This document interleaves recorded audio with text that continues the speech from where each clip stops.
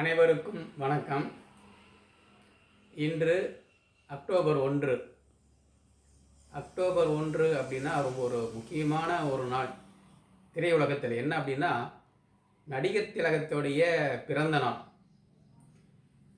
இந்த நிகழ்ச்சியில் நடிகர் திலகத்துடைய ஓப்பனிங் சீன்ஸ், அதாவது அறிமுக காட்சிகளை பற்றி ஒரு 2-3 படத்தை இந்த நிகழ்ச்சியில் நாம் பார்க்க போகிறோம். அதாவது ஹீரோவை காட்டக்கூடிய அந்த முதல் காட்சியானது ரொம்ப ஒரு கவனத்தை ஈர்க்கிற மாதிரி வைப்பாங்க.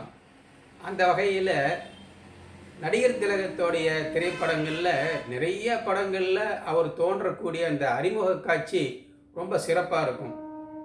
அப்படி பார்த்தோம்னா இந்த நிகழ்ச்சியில் நாம் முதல்ல பார்க்க போகிறது அவருடைய முதல் படம் பராசக்தி. 1952 வருடம் இதே அக்டோபர் மாதம் 17 ஒரு தீபாவளி அன்னைக்கு ரிலீஸ் ஆன பராசக்தி படம். இதில் அறிமுக காட்சி, அதாவது அவர் முதல்ல நடித்த காட்சி வேறு, படத்தை இயக்கும் பொழுது நடித்த காட்சி வேறு, படத்தில் வரக்கூடிய முதல் காட்சி அப்படிங்கிறது என்ன அப்படின்னா, படம் போட்டிருப்பாங்க, படம் கொஞ்சம் நேரம் ஓடிடும், ஒரு பாட்டெல்லாம் போயிடும். அவங்க தங்கையோ சிவாஜியோடைய அவங்க அப்பா இவங்க மதுரையில் இருக்கிறதெல்லாம் காட்டிட்டு இவர் ரங்கூன் காட்டுவாங்க. ரங்கூன் காட்டும் பொழுது அந்த ஊரை காட்டிட்டு ஒரு பெரிய வீடு காட்டுவாங்க. எஸ்எஸ் ராஜேந்திரன் உள்ள வருவார் பெட்ரூமில்.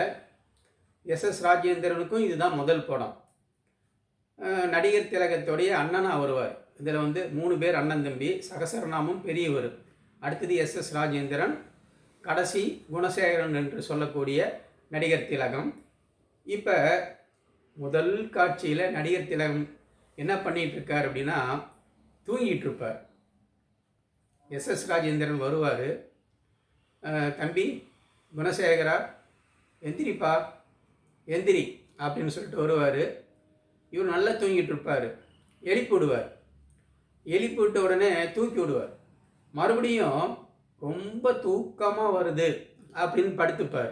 இப்போ என்ன செய்வாருன்னா, நல்லா போர்வையை போத்திட்டு திரும்பி குப்புறப்படுத்துப்பார். குப்புறப்படுத்திட்டு அப்படியே குனிஞ்ச மாரி படுத்து தலைவாணியை எடுத்து தலைக்கு மேலே வச்சுக்கிட்டு படுத்துப்பார். இவர் எஸ்எஸ் ராஜேந்திரன், என்ன கும்பகாரன் நாட்டம் தூங்குற நீ அப்படின்னு சொல்லிட்டு ஒரு இசை தட்டு, அப்போ ஒரு பாட்டு போடுறாரு. ஒரே சத்தமாக இருக்கும். இவர் சிவாஜி கணேசன் நடிகர் திலகம் ஐயா அவர் என்ன சொல்லுவார் அப்படின்னா, என்னன்னா தூங்க கூட விட மாட்டேங்கிற, இந்த நேரத்தில் கூட விளையாடுற நீ அப்படின்னு சொல்லிட்டு தூங்கிக்கிட்டே இருப்பார். ஆக அந்த முதல் திரைப்படத்தில் ஒரு தூங்கி கொண்டிருந்த நடிகர் திலகத்தை எழுப்பிவிட்டாங்க. எழுப்பிவிட்ட நடிகர் திலகம் சிங்கக்குரலனாக எண்ணற்ற பல வருடங்கள் எண்ணற்ற படங்கள் நடித்து மிகப்பெரிய சாதனையை புரிந்தார். அந்த படத்தில் ஒருத்தர் ஒரு 100 படத்தில் என்ன நடித்தாங்களோ அந்த ஒரு நடிப்பை அந்த முதல் படத்திலே காட்டுவார். நவரசங்களையும் முகத்தில் ஒவ்வொரு காட்சியிலையும் காட்டுவார். பிரமிப்பாக இருக்கும். கிட்டத்தட்ட 70 ஆண்டுகளுக்கு மேலாகியும் அந்த படத்தை இன்றைக்கு பார்த்தாலும் இன்றைக்கி புதுசாக இருக்கும். ஏன்னா அதோடைய வசனம் கலைஞர் அவர்கள் எழுதிய வசனம். இன்றைக்கி இருக்கக்கூடிய வசனம் மாதிரியே ரொம்ப எளிய நடையில் இருக்கும். அப்படிப்பட்ட தங்கைக்கு கல்யாணம் மதுரையில் நடக்குது. அப்போ இவங்கெல்லாம் ஊருக்கு போகலான்னும் பொழுது டிக்கெட் புக் பண்ணும் பொழுது ஒரு டிக்கெட் தான் கிடைக்கிது. அப்போ சிவாஜி ரொம்ப சந்தோஷப்படுவார். தங்கை கல்யாணத்துக்கு நாம் போகிறோம், ஒரு பெருமிதம். 2 அண்ணனும் போகாமல் நாம் போகிறோங்கிறது அதை முகத்தில் அப்படியே நல்லா வெளிப்படுத்துவார் அந்த காட்சியில். இதுபோல் இந்த பராசக்தி படத்தில் அந்த நடிகர் திலகம் தூங்கி கொண்டிருக்கும் பொழுது எழுப்பும் பொழுது ஒரு இடத்துல எஸ்எஸ் ராஜேந்திரன் அவர்கள் கன்னத்தை தடவி கொடுத்து அப்படியே எழுப்புவார். அந்த காட்சியில் கேமரா க்ளோஸ்அப்பில் வரும். அப்படியே நடிகர் திலகத்தை மூஞ்சி கிட்ட வரும் பொழுது அந்த அவருடைய முகத்தில் இருக்கக்கூடிய அந்த அவ்வளவு அழகாக இருப்பார் நடிகர் திலகம் அந்த முதல் படத்தில்.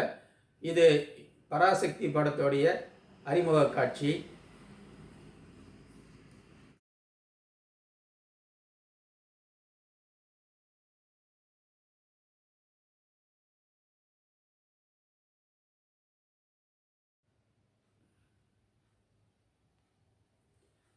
அடுத்த திரைப்படம் அப்படின்னு சொன்னோம்னா கௌரவம். இது வியட்நாம் வீடு சுந்தரம் அவர்கள் டைரக்ஷன் பண்ண படம். இதோடைய அறிமுக காட்சியே ரொம்ப சூப்பராக இருக்கும்.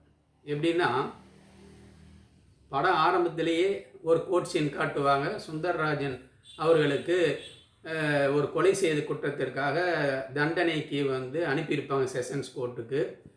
அப்போ என்னை காப்பாற்றி யாருமே இல்லையா அப்படின்னு சொல்லிட்டு மேஜர் அவர்கள் சத்தம் போட்டுக்கிட்டு அவரை அழைச்சிட்டு போவாங்க அரெஸ்ட் பண்ணி. அப்போ நடிகர் திலகத்தோடைய காலை மட்டும் காட்டுவாங்க, முகத்தை காட்ட மாட்டாங்க. ஒரு ஒயிட் கலர் பேண்ட் போட்டிருப்பார், கையில் கோட்டு பிடிச்சிக்கிட்டு இருப்பார், கோட்டு தொங்கிக்கிட்டு இருக்கும். பாரிஸ்டர் ரஜினி அப்படின்னு போர்டையும் காட்டுவாங்க. இவர் காலை மட்டும் காட்டுவாங்க, நடந்து வருவார். அப்போ தான் மேஜர் அவர்கள் என்னை யாரும் காப்பாற்ற மாட்டீங்களா, என்னை யாரும் காப்பாற்ற இல்லையா அப்படின்னு ஒரு சத்தமாக இருக்கும். இவர் அப்படியே நடந்து வருவார். அந்த நட அழகாக இருக்கும். டிரைவர் கார் கதவை திறப்பார். கார் கதவை திறந்த உடனே காலை வச்சு உட்கார்றது மட்டும் காட்டுவாங்க, அப்பயும் முகத்தை காட்ட மாட்டாங்க. மறுபடியும் அந்த கார் போயிட்டே இருக்கும். ஒரு பெரிய பங்களா முன்னால் கார் நிற்கும். கார் நின்னதுக்கப்புறம் டிரைவர் கதவை திறப்பார். காரை விட்டு நடிகர் திலகம் அவர்கள் இறங்குவார். அப்பயும் முகத்தை காட்ட மாட்டாங்க. அப்போ என்ன செய்வார்னா, அவருடைய மனைவி பண்டரிபாய் அவர்கள் அந்த கோட்டை அப்படி தூக்கி போட்டுட்டு ஒரு வசனம் பேசுவார். அந்த வசனம் மட்டும் வாய்ஸ் மட்டும் இருக்கும். ஆனால் அப்புறம் ஒரு முகத்தை காட்ட மாட்டாங்க. நீலு மூக்குப்பொடி போட்டுக்கிட்டு இருப்பார். அவர்கிட்டையும் நடிகர் திலகம் ஒரு வசனம் சொல்லுவார். அப்பயும் முகத்தை காட்ட மாட்டாங்க. அப்படியே மேலே போயிடுவார். முகத்தையே காட்ட மாட்டாங்க, ஃபுல் உருவத்தையும் காட்ட மாட்டாங்க. பண்டரிபாய் அவர்கள் அந்த சமையல்காரர்கிட்ட, ஐயாவுக்கு காஃபி கொண்டு போய் கொடுத்துட்டியா அப்படின்னு, இல்லை கண்ணன் ஐயா போயிருக்காரு மேலே எடுத்துக்கிட்டு அப்படின்னு சொல்லும் பொழுது, இந்த படத்தில் டபுள் ஆக்ட் நடிகர் திலகம். அதில் இன்னொரு சிவாஜி கணேசன் அவர்கள் காஃபி எடுத்துகிட்டு போவார். அப்பையும் நடிகர் திலகத்துடைய வாய்ஸ் தான் கேட்கும். அது என்ன வாய்ஸ் அப்படின்னா, சக்சஸ், வெற்றி ஒன்று தான் என்னுடைய தாரக மந்திரம். நான் இதை என்னுடைய அகம்பாவத்தினால நான் சொல்லலை, கர்வத்தினால சொல்லலை. என்னுடைய தொழில் மேலே இருக்கக்கூடிய பக்தி, அந்த தொழில் மேலே இருக்கக்கூடிய நம்பிக்கையினால நான் சொல்கிறேன். ஐ ஆம் பாரிஸ்டர் ரஜினி அப்படின்னு சொல்லிட்டு அப்படி திரும்புவார். அந்த கையில் ஒரு பைப் இருக்கும், இந்த கையில் விஸ்கி வச்சிருப்பார். அப்போ தான் அவருடைய முகத்தை காட்டுவார். ஒரு அந்த எப்படி சொல்கிறதுங்க, மிக ஒரு அற்புதமான ஒரு நடிப்பு அந்த படத்தில், கௌரவத்தில்.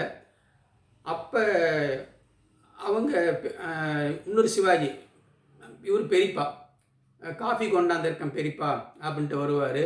இவர் தான் காலையில் விஸ்கி குடிச்சிட்ருக்காரு, வேண்டான்ட்டுருவார். அந்த பைப் அப்படி பற்றுவார், அந்த லைட்ரு பத்தாது. உடனே கண்ணன் அப்படிங்கிற கேரக்டர் நடிகர் திலகம் சிவாஜி கணேசன், பெரியப்பா நான் பற்ற வைக்கட்டுமா அப்படின்னு கேட்பார். அப்போ சிவாஜி கணேசன் சொல்லுவார், எனக்கா என் பைப்புக்கு நெருப்பு வைக்கிறியான்னு கேட்பார். ரெண்டுக்குமே நான் தானே பெரியப்பா வைக்க போகிறேன் அப்படின்பார் நடிகர் திலகம் சிவாஜி கணேசன். அப்போ அந்த காட்சி தான் அறிமுக காட்சி. ரொம்ப அருமையான ஒரு அற்புதமான காட்சி இது, கௌரவம்ங்கிற ஒரு படத்தில். அடுத்தது